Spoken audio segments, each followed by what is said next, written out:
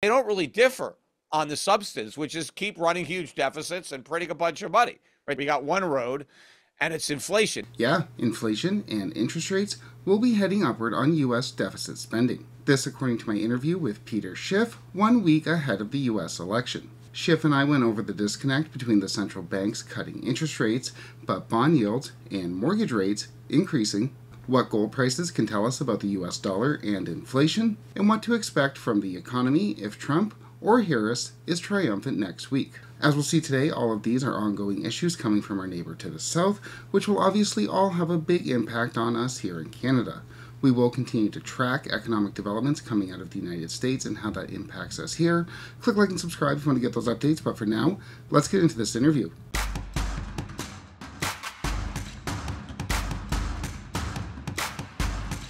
All right, so today I'm joined by Peter Schiff, Chief Economist and Global Strategist at Euro Pacific Asset Management. Peter, I just want to thank you again for being on the show again today.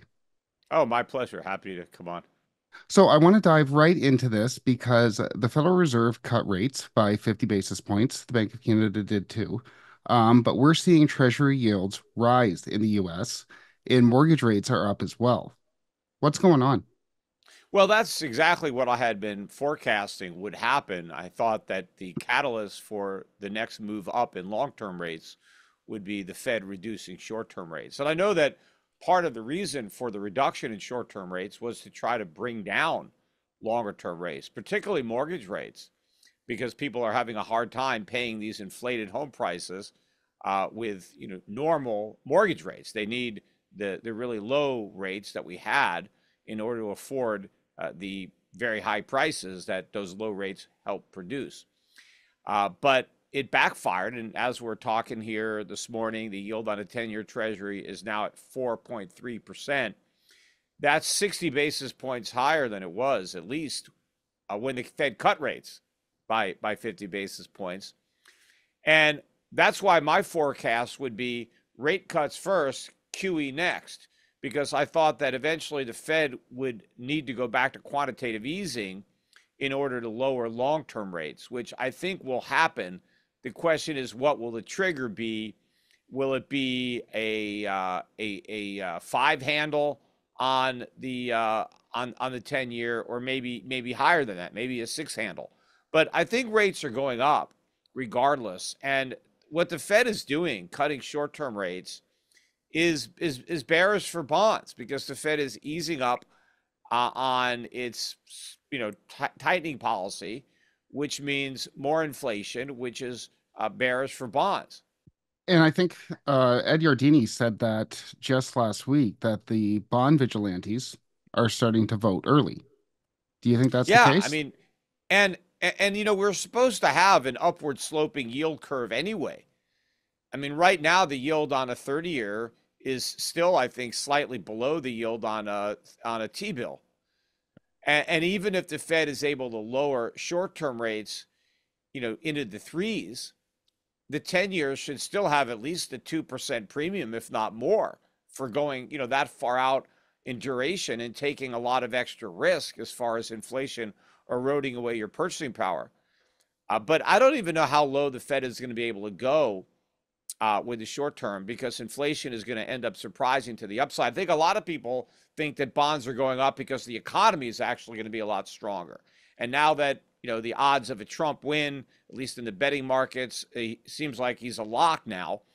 And so people think, oh, we're going to have a much stronger economy under Trump, and therefore rates are going to be higher. I think it's actually going to be weakness that is going to be driving rates higher, because the weaker the economy, the larger the budget deficits, and the more monetary stimulus we're going to get, which means the more inflation. And that's what really erodes away the value of the long-term debt. And I'm glad you brought up the deficit because it just came out $1.8 trillion, 6% of GDP. That's emergency level spending for the United States. The only other times that Yeah, and that's not even an honest number, because they omit a lot of spending. Like, we just had a lot of, damage from a couple of hurricanes. We have a lot of natural disasters. The government always comes in and spends a lot of money, but all that money is off budget. And there's a lot of other money that's off budget, that this doesn't get counted. But if you actually look at the rate the national debt is increasing, it's increasing by more like 3 to 4 trillion a year. So the increase in the national debt is really the deficit, because every year the debt goes up by the amount of money the government spends that it doesn't collect taxes to pay for. So that's what I look at. I look at the increase year over year in the national debt. I don't pay any attention to the official budget deficits because they're lies, just like the official inflation numbers. The CPI is a lie. The unemployment rate is a lie. All these government numbers are designed to create a false a picture of prosperity that does not exist. So they always understate inflation, overstate growth, understate unemployment, understate the deficits. I mean, you can't really believe the information that comes out of the government. And I think Paul Tudor Jones said something like this a few weeks ago, that almost that inflation is the plan for the US government, given its fiscal deficits and its ever burgeoning debt, which isn't going away. Yeah, Do you, the only objection I had to what Jones said was that he seemed to think that it was a good idea to inflate the debt away. I don't. And I also don't think it's going to be like an orderly process where, okay, we just got to, run inflation a little bit higher and keep interest rates negative long enough for nominal GDP to rise more than the debt so that we bring it down. I just don't think it's going to play out that way, because I think that once the creditors really believe that this is what we're going to do, right? He's saying that we basically announce that we're going to slowly destroy the value of U.S. treasuries through inflation, so that if you own a U.S. treasury and hold it to maturity, you're guaranteed to lose. And if the world accepts that that's our plan, then why would anybody want to go along with it? Why would anybody want to own an instrument where you're guaranteed to lose? And so if that's the plan, it's going to backfire, because it's going to accelerate, because everybody is going to want to sell their treasuries. And the only one that's going to buy is the Fed. And that means inflation won't just be a little hot, it'll be on fire, because they'll have to print so much money to buy all the bonds. A much better way to deal with debt that is unpayable is through default. That is an honest way of doing it. That's it's less economically destructive. And I actually think if we did a default, we could do it in a way that our creditors would end up with more, even by getting less. I mean, let's say we had to do a 50 cents on the dollar to basically reduce the debt in half. And so if right now it's 125% of GDP, if we cut it in half, it'd be, 65% of GDP, somewhere in there. Okay, that's manageable. It's still kind of high, but, it's manageable. And then, we would cut the interest cost in half, because half the debt would be gone. But I think in that scenario, our creditors in real terms will actually be better off than having inflation wipe out 80% of the purchasing power of those bonds. And, one of the things that Paul Tudor Jones mentioned is that, we can't have interest rates go up because we can't afford it. So the Fed has to cut rates and keep them low so that we can keep paying the debt. But artificially low interest rates are part of the problem that underlies the economy. And it is having very negative effects on the allocation of resources in the economy, malinvestments. It's doing damage. We're not saving enough. We're borrowing and spending too much. Part of the solution to fixing what's broken with the economy is to let interest rates go up. They need to be higher, actually, than they are right now. But the problem is we have so much debt we can't afford it. So the only way to have higher interest rates is to default on the debt, to have less debt. And that's what we need to do. Except no politician wants to admit that, because the minute you default, well, then you're acknowledging that we're broke and we can't pay.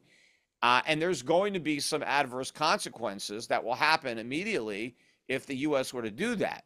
Now, they're much better than the adverse consequences that are going to happen later if we don't do it, But politicians are always willing to trade long-term pain for some short-term gain, uh, because they may not be around. Yeah. They're not concerned about what happens when they're not in office anymore. They think the So next no election cycle. politician wants to accelerate a crisis, even if by doing that you dramatically diminish the severity of the crisis. And I'm glad that you brought up what the rest of the world thinks, what who lends the US money thinks. As the last time we spoke, gold was under $2,000. Now it's over 2,700. That's well over 30% increase in 1 year. If the real estate market went up by 30%, the media would be jumping, they'd be popping champagne, but we're not hearing anything about this asset rise. Why is No, gold in going up? fact, I mean, gold has actually outperformed the S&P this century or this millennia. You know, if you go back to 2001, January 1st, which is when this millennium began, or the century, gold was under $300. It was like 270 where it started. and so now it's 2,700. I mean, if it's gone up by more than eightfold. The Dow has only gone up by a little over fourfold. So it's about a double the gain. And if you look at a chart, I mean, gold's just going, into the stratosphere. And this is a big, big move after going sideways, from 1981 to 2001. It kind of went sideways for those 20 years and consolidated the gains that we had in the 70s, where gold went from 35 to 800. It overshot to 800 and then settled back down to trade mostly around 400, a little above, a little below, for 20 years, until the end of the dot-com era, where gold then rolled over because everybody lost their mind with the dot-com stocks. And then you had the Bank of England come out and dump their gold and kind of set the low. And, nobody wanted gold, towards the peak of the NASDAQ bubble. And that was the absolute low. But then we rushed up to 1900 in 2011. And so we broke out of that range. And then we consolidated for 12 or 13 years, just the way we consolidated during the 20 years from 1980 to 2001. That consolidation ended this year when we moved up from 2000 now to 2,700. We actually got to 2,750 or so is the high so far. We pulled back a little bit. But I think we're now early in the next leg up, which is going to take the price of gold to many multiples of its current price, well north of $10,000. But what we're witnessing is the collapse of the dollar, and not just the dollar, the euro, the yen, the pound. I mean, all these central banks have got themselves into this box where they kept interest rates at zero, or in some cases negative, and enabled massive deficit spending for governments around the world. And now we're going to have to deal with the consequences of that massive inflation that has been unleashed. And you're going to see it most dramatically in the price of gold, because you're not actually looking at the price of gold. You're looking at the price of currencies collapsing against real money. When America didn't have a central bank and we were on a gold standard, the price of gold was constant. It was $20 an ounce in 1789, and it was still $20 an ounce in 1913 when we created the Fed. So the dollar was able to buy the same amount of gold in 1913 as it did in 1789. In 125 years, the dollar maintained its value.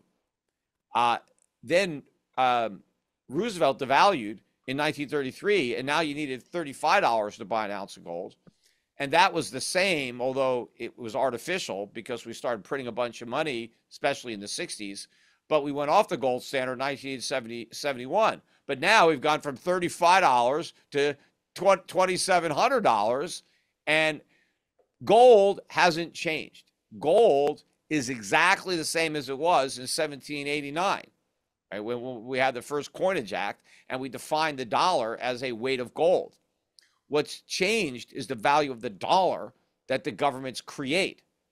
And gold is just showing you that dollar's collapsing. The dollar has already lost more than 99% of its purchasing power since the country was founded. So that means you need more than 100 times as many dollars to buy things that, other than what we would have paid if we hadn't debased the dollar.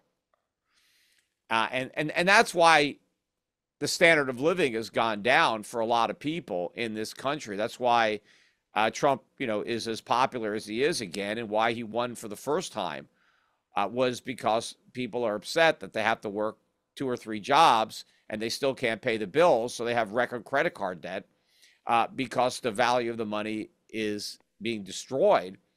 And that inflation tax is how the government is now funding, because we've gotten to the point where you can't get blood from a stone, in that nobody wants to raise taxes on the middle class, but they want to shower everybody with government programs to buy votes. And so the only politically viable way to fund government spending is through inflation. And that's basically the end game, right? Then, because then you destroy the currency and then you destroy the economy. And we're on the cusp of that. We've been on the cusp of that for a while. We've just been able to delay the day of reckoning. Well, let me ask you about the day of reckoning and the potential election of former President Trump. Um, we're seeing these yields move higher. We're seeing gold move higher. And we're also seeing many economists are predicting that a Trump election would lead to a higher deficit than that of Vice President Harris. Obviously, both are going to be bad, but Trump is going to be worse. Yeah, first of all, I wanted to mention, you talked about how there's no coverage at all in the media of the gold rise. I mean, you might not expect it in conventional, news, but you might expect that the financial news would be covering it, and they're not. They completely ignore it. I mean, maybe because now too it's making a record high almost every day, that it's like, there's nothing new about it. But when gold is doing this is very significant. I mean, this is sending a clear signal that the Fed is making a mistake, that the rate cuts are a mistake, that inflation is going to be a lot higher, and they're ignoring those warning signs. Part of it is because of the distraction about Bitcoin. I mean, I'll be watching on financial news, and gold will be making a new high. And not only will they not talk about gold's significant new high, they'll go on and on about Bitcoin making a new, 1 month high. Yep. Even though Bitcoin peaked out in terms of gold almost 7 months ago, it was in March of this year. Bitcoin is down about 30% priced in gold. So to me, it seems like Bitcoin's in a real bear market. Because gold is not just, it's not just the dollar that's going down in terms of gold, it's Bitcoin too. And, the Dow is negative this year in terms of gold. It's hard to find. There's a few NASDAQ stocks and things like that have gone up, but a lot of that has to do with speculative mania, bubbles that are going on that have bid up these prices. But yeah, you have a complete absence of coverage, and not a lot of people are buying. We have SchiffGold as my gold company. Business is pretty slow. It hasn't picked up. If you look at the ETFs, there have been net liquidations this year out of gold ETFs. The public is selling. And so if the public is selling, who's buying? I mean, somebody's got to be buying. It's mostly foreign central banks, because they're trying to replace their dollars, and they're trying to replace it with real money. And they got a long way to go, because they still have a lot of dollars to unload. But imagine what's going to happen to the price of gold when the central banks have to compete with private investors. Not just individuals, but the big guys, pension funds, hedge funds, mutual funds. What happens when real money tries to get into the gold market? I put out on my X today. I have over 1 million followers. You should follow me on X if you don't do it. But I noticed that MicroStrategy now, which has been on a tear, it's at a new 52-week high. It's now got a larger market cap than every gold stock in the world, with the exception of Newmont. And it's, it may pass Newmont, despite the fact that it has no earnings, it's losing money, and it makes nothing. I mean, there's a software business in there somewhere, but it's a small fraction. All it is a leverage play on Bitcoin. Yet, it's worth more than Barrick Gold, which is the number 2 gold company in the world. So that the public is distracted by what's going on in that casino, and they're missing out on the real significance of what this means, because the increase in gold's market cap, that dwarfs the entire market cap of Bitcoin. Gold going up is a lot more significant than some string of numbers that people are gambling on, which will ultimately collapse. But your other point about, will the deficits be bigger under Trump? No, I don't think that they will be. I mean, they're going to be bigger regardless. I mean, they're going to be bigger under Trump and Harris than they are now under Biden. I mean, that's just going to continue to trend, because Trump was running bigger deficits than Obama, and Obama was running bigger deficits than Bush, and Biden is running bigger deficits than Trump. I mean, every successive president is more fiscally irresponsible than the predecessor, right? Ever since Clinton, we've been on this, because it started with the financial crisis of 2008, where the deficits just shot up. But I don't think that they'll necessarily be higher. There's a lot of new spending that Harris wants. And some of that is in the form of tax cuts, but a lot of it is, $50,000 to buy a house, or 25, 20. I think it's 25,000 to buy a house, 50,000 to start a business, which that'll be massive fraud. Everybody will start a business to get the 50 grand tax, credit or whatever it is, deduction. But like 7,000 to have a kid.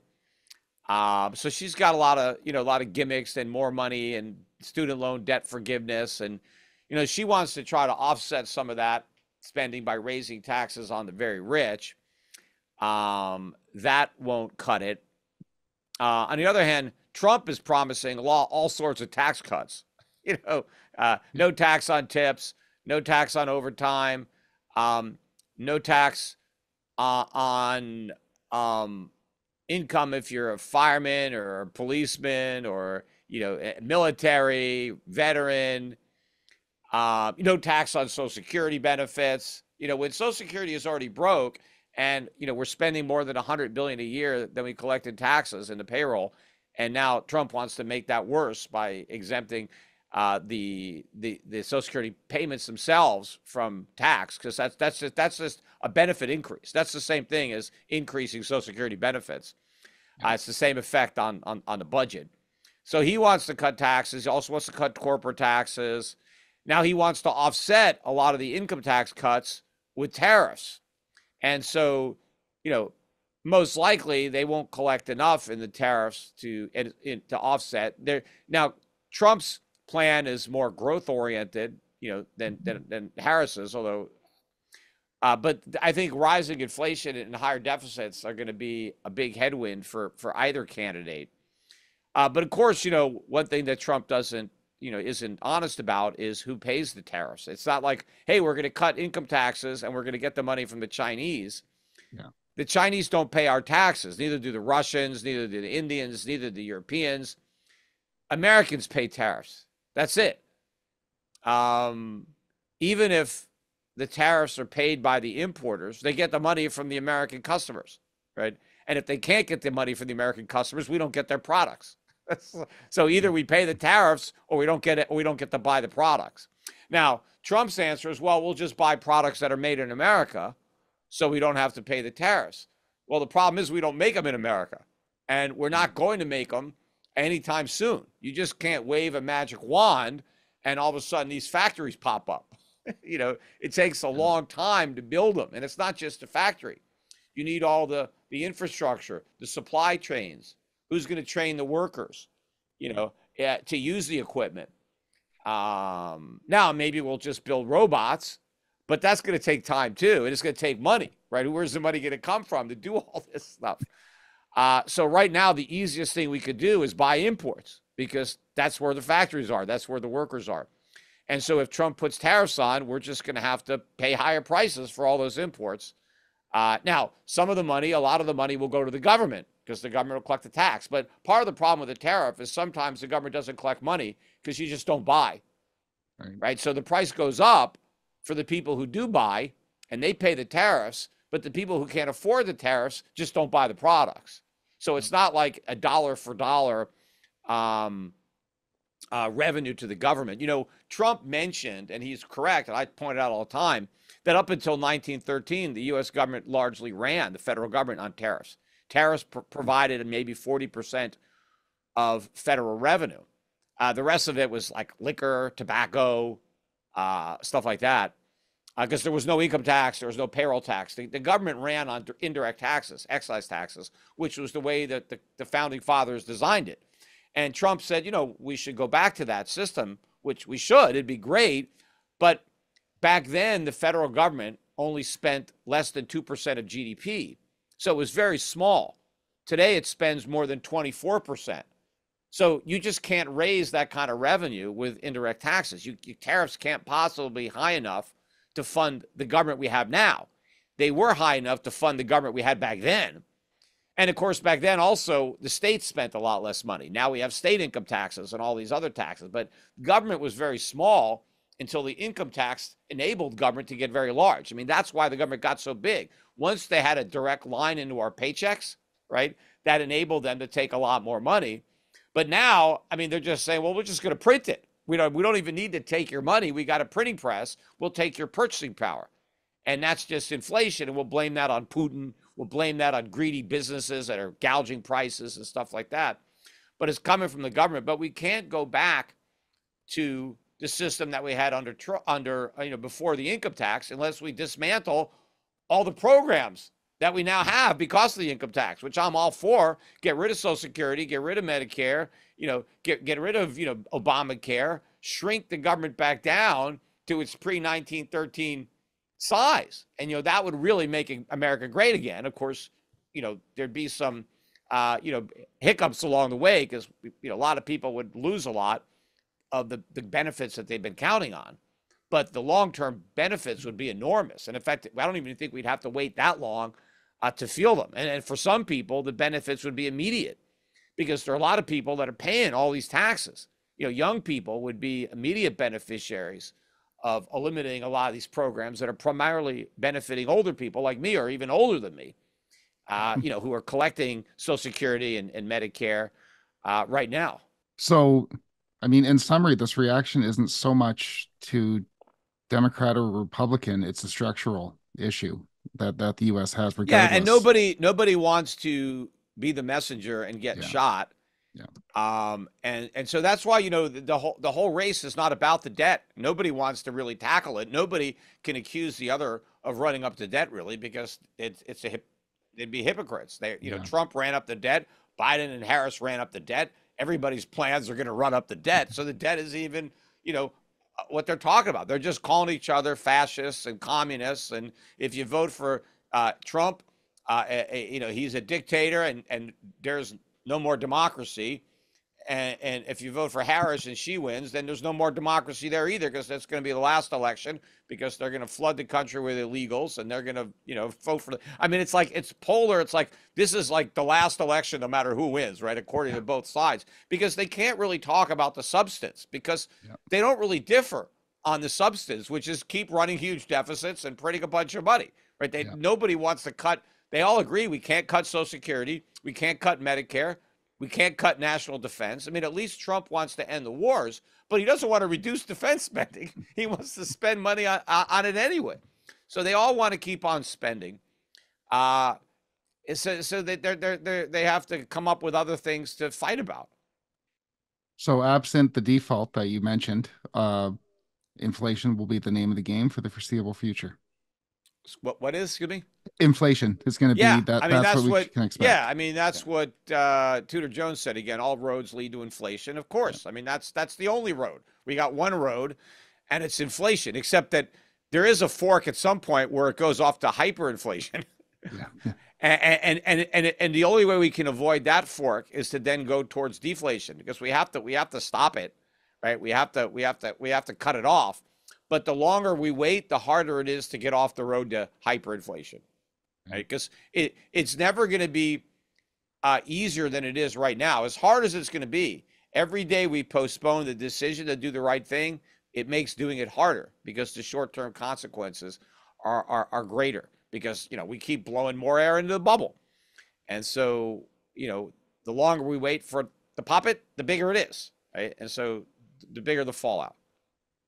I think that's a great message to end us off. Peter, I want to thank you so much for being on the show today. That's a wealth of great information for everybody to think about. Maybe not in the mainstream media, but at least you're out there letting people know.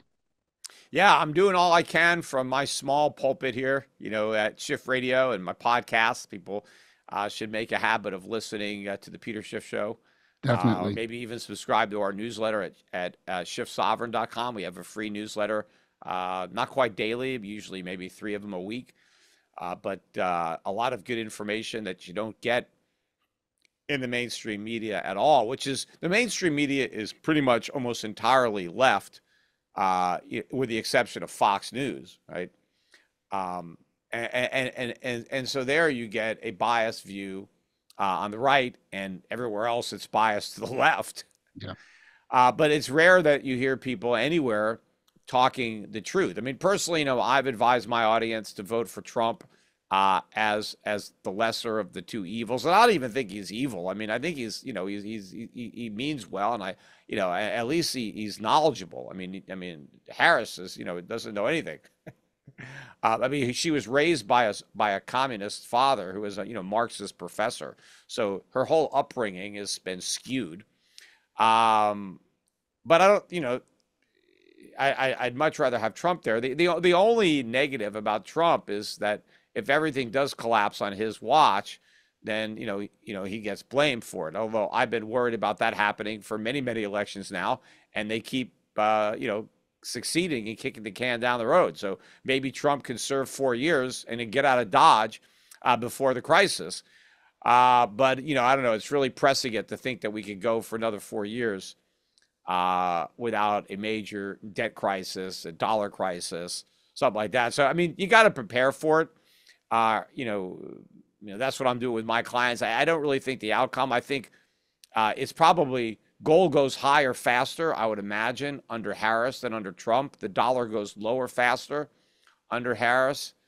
But I think the big trends are going to be in that same direction regardless. And I think it's unfortunate that a lot of people think that it's a panacea to elect Trump. That because that's what he's promising. Just elect me and everything's going to be great.